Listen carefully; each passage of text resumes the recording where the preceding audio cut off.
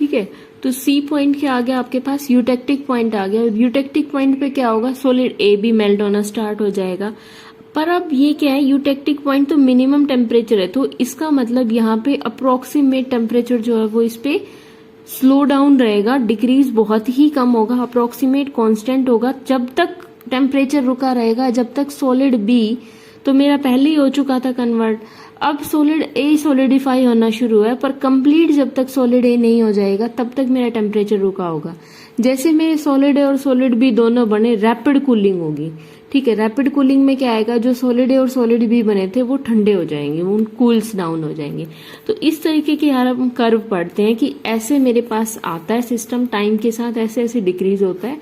यहाँ से हम यूटेक्टिक सिस्टम को पढ़ते हैं और फिर इसको हमने इस फॉर्म में डिस्कस किया, ठीक है। उसके आगे नेक्स्ट वीडियो में देखेंगे। Thank you.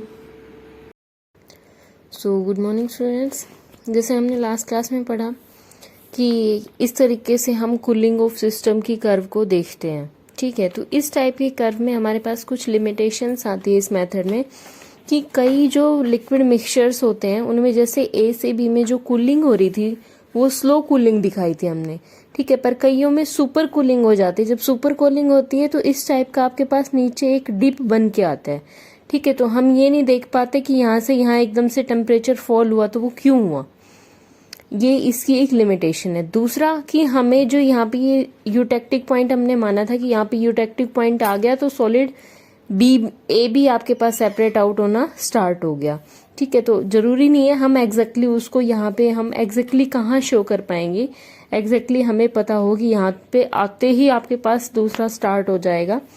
ये इसके लिमिटेशन में ही आता है कि हम एग्जैक्टली उसको शो नहीं कर सकते इस ग्राफ पे।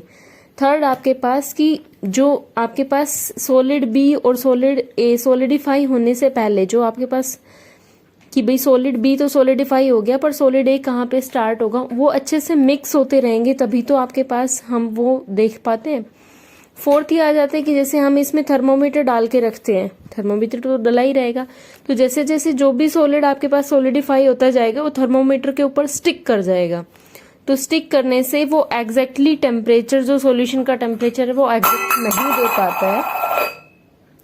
तो इस मेथड को रिजेक्ट करके दूसरा मेथड जो निकाला गया वो था मेल्ट मेथड, ठीक है। इसमें कुछ नहीं करना, सेम इसमें तो हमने क्या करा था कि लिक्विड मिक्सचर लिया और उसकी स्लोली कूलिंग देखी थी, ठीक है। इसमें क्या करा इन्होंने कि आपके पास एक टेस्ट ट्यूब ली, डिफरेंट टेस्ट ट्यूब ली जिनमें अलग अलग कंपोजिशन रखी, किसी में 100% ए रखा, किसी में 100% बी, किसी में 30% ए है तो 70% बी और 70% बी 30% ए, ऐसे अलग अलग टेस्ट ट्यूब्स में सॉल्यूशन रख लिए, ठीक है।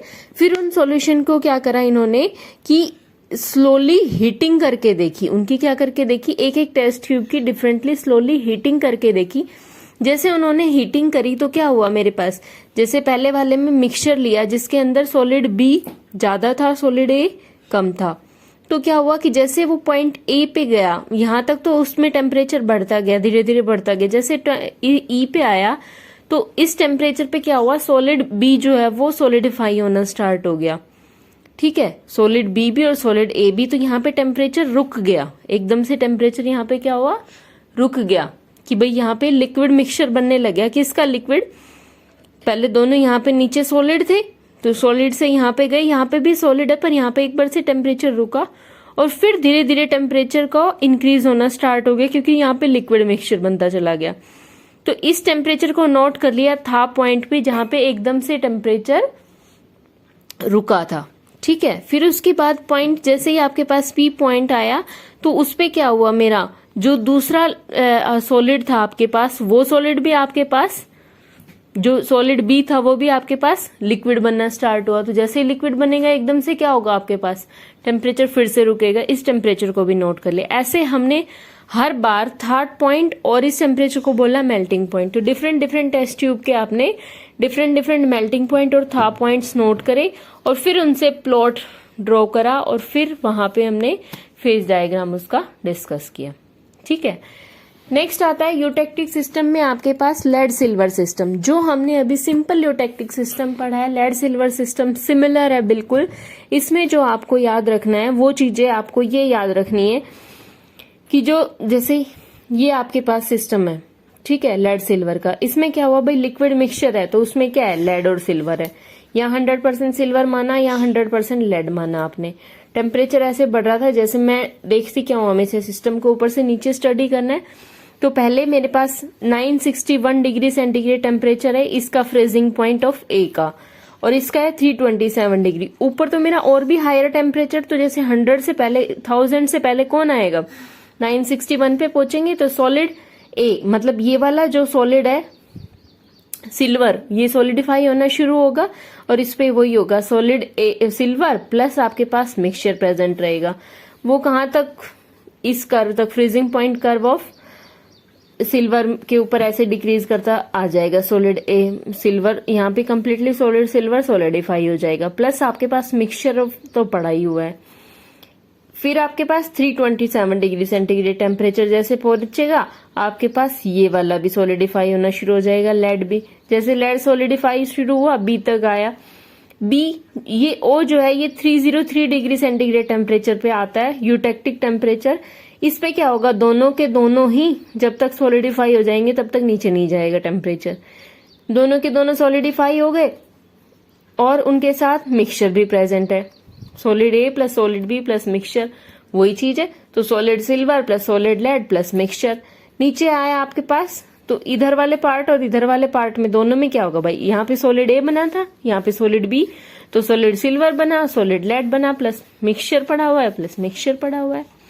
ठीक है, यहाँ पे जो कंपोजिशन होती है ये इसकी इतनी वैल्यू है, तो आपको ये वैल्यूज याद रखनी है इसमें। बाकी सिस्टम सिमिलर है, वही कर्व के ऊपर आपके पास कितने हैं, फेज 2 है, तो फेज 2 है तो वहां पे डिग्री ऑफ फ्रीडम 1 आ जाएगा। इस पे फेज 3 है यूटेक्टिक पॉइंट पे, तो डिग्री ऑफ फ्रीडम 0 आ गया। जहां पे लिक्विड मिक्सचर में फेज 1 है तो आपके पास डिग्री ऑफ फ्रीडम कितना आ जाएगा, 2 आ जाएगा। वो सारी चीजें सेम है। इसमें फिर एक आता है एप्लीकेशन की डीसिल्वराइजेशन ऑफ लेड, उसको बोलते हैं पेटिशंस प्रोसेस। जो आपके पास गैलेना जो इसकी लेड की ओर होती है उसमें कंटेमिनेटेड होती है वो 0.1% ऑफ सिल्वर से, इसलिए इसको बोलते हैं आर्जेंटीफेरस लेड। इसको आप क्या करते हो, ऐसे ही टाइम के साथ स्टडी इसकी देखते हैं कि जैसे जैसे हम टेम्परेचर को डिक्रीज करते हैं तो पहले लिक्विड मिक्सचर आएगा जो है आपके पास, ये जो मिक्सचर है इसको बहुत हायर टेम्परेचर पे, जो आपकी गैलेना ओर होती है वो हाई टेम्परेचर पे गर्म कर देते हैं। जैसे हाई टेम्परेचर देंगे लिक्विड मिक्सचर बन जाएगा दोनों का। फिर हम क्या करेंगे, उसकी स्लोली कूलिंग करेंगे। तो पहले तो मेरा लिक्विड स्लो कूलिंग करेगा, वाई पॉइंट जैसे ही आएगा मेरा लेड जो है वो स्टार्ट कर जाएगा सॉलिडिफाइंग करना। ठीक है, इसका टेम्परेचर बहुत ही डाउन होता है, इसका वेपर प्रेशर बहुत ही लोअर होता है।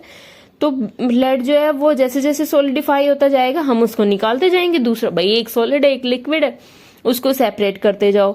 ओ पॉइंट तक मेरा क्या आएगा, ऐसा सिस्टम आ जाएगा कि जिसमें अप्रोक्सीमेट लेड निकल चुका होगा, जो 2.5% सिल्वर बचा होगा। इसमें क्या बना होगा, अबाउट 2.5% सिल्वर बचा होगा। हम तब तक इसमें से लेड को प्यूरिफाई कर सकते हैं। तो यही डीसिल्वराइजेशन ऑफ लेड होता है कि लेड से हमें कैसे इस ओर से आपको सिल्वर को रिमूव करना है। ठीक है, इस प्रोसेस को पेटिशंस प्रोसेस भी बोलते हैं। ठीक है, तो यहाँ पे आपका फेज इक्विलिब्रियम खत्म होता है। नेक्स्ट चैप्टर होगा आपका सॉल्यूशन। Thank you.